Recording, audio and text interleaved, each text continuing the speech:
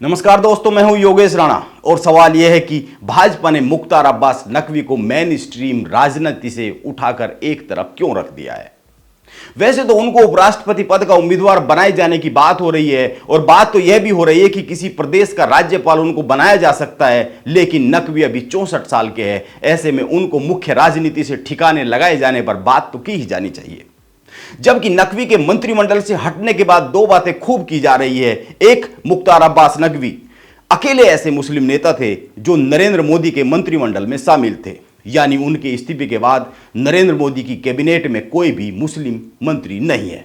और दूसरी बात, नकवी ही अकेले भाजपा के बचे हुए मुस्लिम सांसद भी थे, यानी अब संसद में मुस्लिम समाज की ओर से भाजपा के खाते में कोई भी नेता नहीं आता है। इन बातों को पीछे छोड़ते हुए इस पर बात करनी चाहिए कि भाजपा मुस्लिम नेताओं को अपने टिकट पर संसद में क्यों नहीं लाना चाहती है, जबकि वह खुद को मुसलमानों के पिछड़े वर्ग का हितैषी बताती रहती है और प्रधानमंत्री नरेंद्र मोदी तो इसकी खूब बात करते रहते हैं। इसके पीछे कई सारे कारण हैं, इन पर आइए बात कर लेते हैं। और पहली बात करें तो आप याद कीजिए 2014 में भाजपा ने आम चुनाव में 7 मुस्लिम उम्मीदवारों को उतारा था, लेकिन इनमें से कोई भी जीत दर्ज नहीं कर पाया था। इसके बाद 2019 में भाजपा ने 6 मुसलमानों को टिकट दिया था, लेकिन कमाल की बात यह रही कि इनमें से भी कोई भी जीत दर्ज नहीं कर पाया था।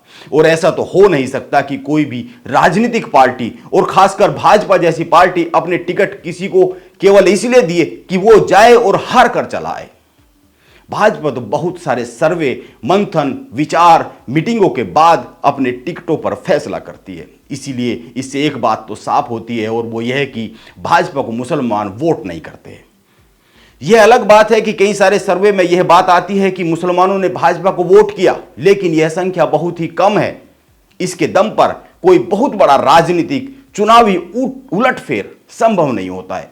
और कई लोगों का तो यह भी कहना है कि यह जो संख्या बताई जाती है, यह जो कहा जाता है कि मुसलमान भाजपा को वोट करने लगे हैं, यह संख्या संदिग्ध है, क्योंकि मतदान तो गुप्त होता है।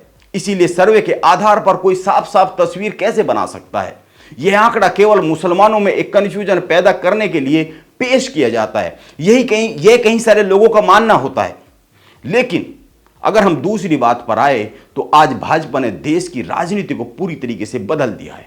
आप गौर कीजिए, जब कांग्रेस का दौर हुआ करता था तो जिस पार्टी को मुसलमान समर्थन करते थे, जिस पार्टी को मुसलमान वोट किया करते थे, वही राजनीतिक पार्टी जीत जाया करती थी। लेकिन आज का सच यह है कि मुसलमान जिस पार्टी को वोट करते हैं वो पार्टी हारती है। इसीलिए अब कांग्रेस और सपा जैसी राजनीतिक पार्टियों ने सीधे मुसलमानों के द्वार पर जाकर वोट मांगने से परहेज करना शुरू कर दिया है। इसीलिए यह एक सच है कि भाजपा के मुस्लिम उम्मीदवार जीत नहीं पाते हैं और भाजपा के मुस्लिम नेता जो पार्टी में मौजूद है वो भाजपा को वोट नहीं दिला पाते हैं। ऐसे में भाजपा को इन नेताओं को मेन स्ट्रीम की राजनीति में रखने की जरूरत ही क्या है, यह एक सवाल है। और आप गौर कीजिए, आज भाजपा मुसलमानों में उन लोगों पर फोकस कर रही है जो मुसलमानों में पिछड़े समाज से आते हैं।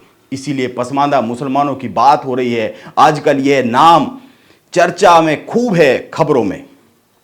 भाजपा में भी आजकल इस शब्द की खूब चर्चा हो रही है। जब भाजपा पसमानदा मुसलमानों को इस राजनीति को साध लेगी, मुसलमानों के इस हिस्से की, पिछड़े मुसलमानों के हिस्से की इस राजनीति को साध लेगी, तो हो सकता है तस्वीर में कुछ बदलाव आ जाए।